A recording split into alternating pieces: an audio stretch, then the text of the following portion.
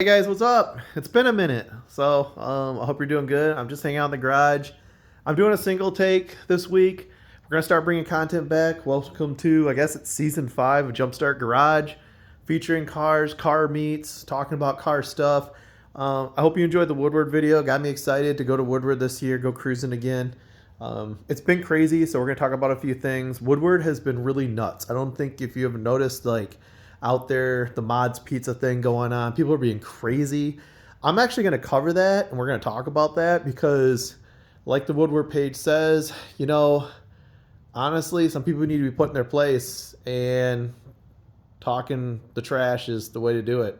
Real. And leave in the comments what you guys think. You Woodward Bros knows what's up. You guys let me know. On another note, yes, life has been pretty tough.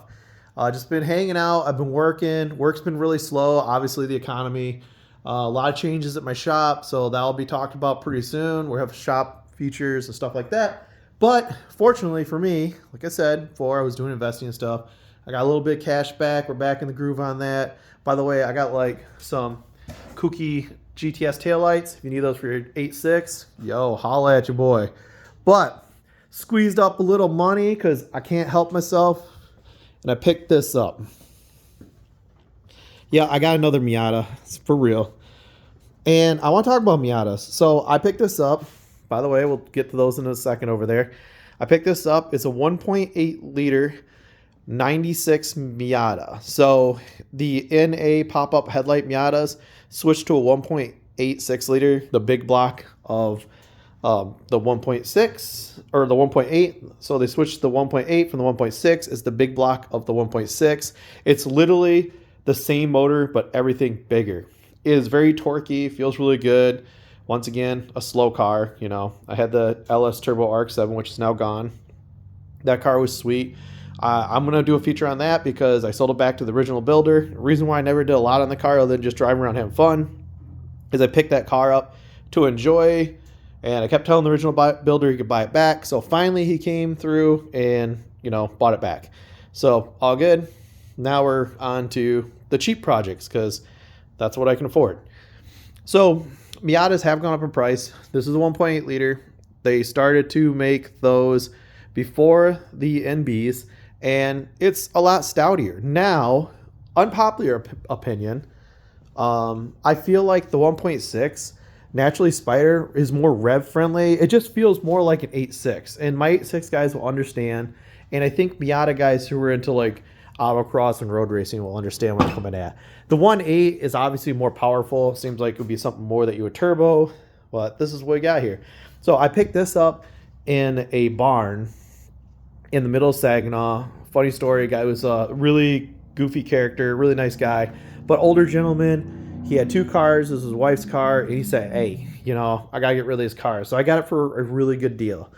And I had to pull out a wood burning stove and move a lawnmower and a bunch of stuff to get in there.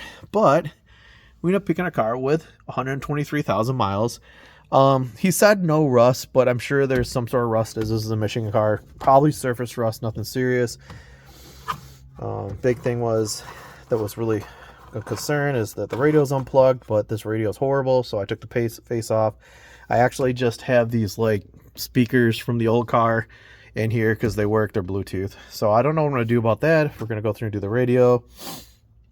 The interior is really clean. My last car, the interior is pretty clean, minus this is cracked, so I replaced this.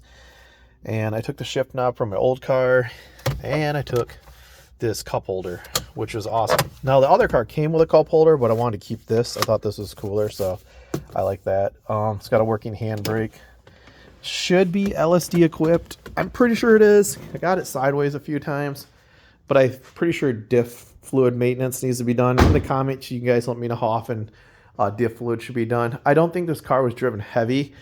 It was a 2-owner car, but it was sort of like a 1-owner car because it was sold within friends and family.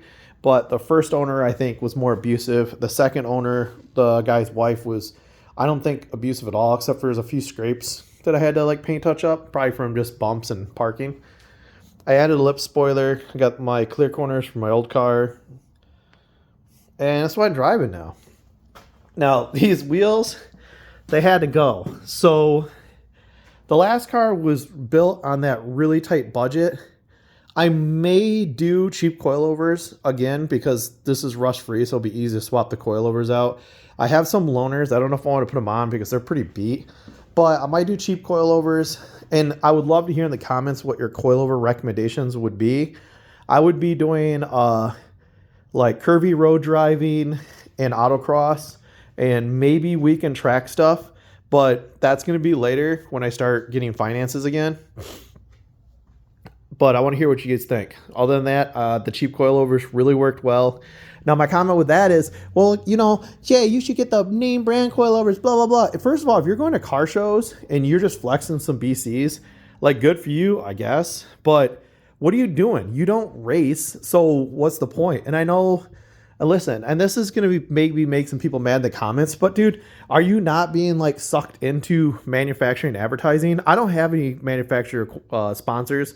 We do have Level Up Factory, who's sort of a sponsor. He helps out when he can. Busy guy, but I'm working on getting some sponsors. Be great for this build. But in all honesty, I don't have to voice the word of the industry because I'm not getting paid to. There's no reason for you, even on a show build, like just get whatever works. And if you find something cheap that works, like if the Max PP rods work, then like go for it, because honestly, like you're not racing, bro. You're cruising around. And some of these race built coilovers are so uncomfortable that you're probably not even gonna like it. Let me take, for example, all right, let's take away this Racer muff. This is from a 300ZX, if you can't tell. That was gifted to me. They want to put it on the HHR. But let's take an example of these. So what you're looking at here, like a full set of these, I think like $3,000. These are DG5 HPIs. So very, very expensive coilover. This was gifted to me by one of my best friends, and he basically gifted to me for the RX-7. I put them on, and they were freaking, they felt horrible. For drifting and stuff, this would be great. It's got Swiss springs. This is super, super tight, very adjustable, as you can see.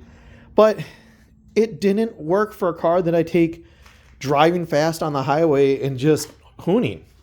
So let's just get away the collision. Now, these are sweet coilovers, and they're going back to my friend because he's awesome. And I told him I would take them off for him. This, let me know in the comments if you think I should put the HHR. There we go. This is literally the part shelf. I don't even, this is really bad. This is as bad as it gets. It's just a complete mess. You got an intake for a HHR, a Cobalt.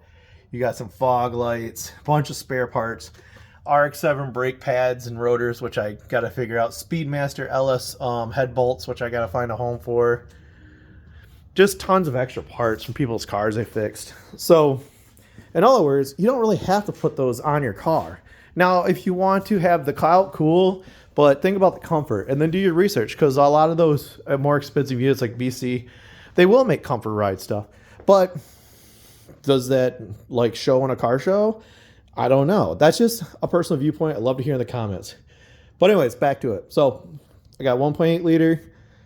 It's definitely more stouty. It has more power. I have an LSD. I do think I do. I was doing donuts the other day.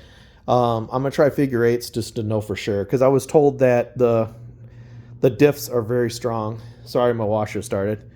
And we'll just wrap up this video. Just going to keep it real short. We're going to have edited footage soon. I appreciate everyone for watching.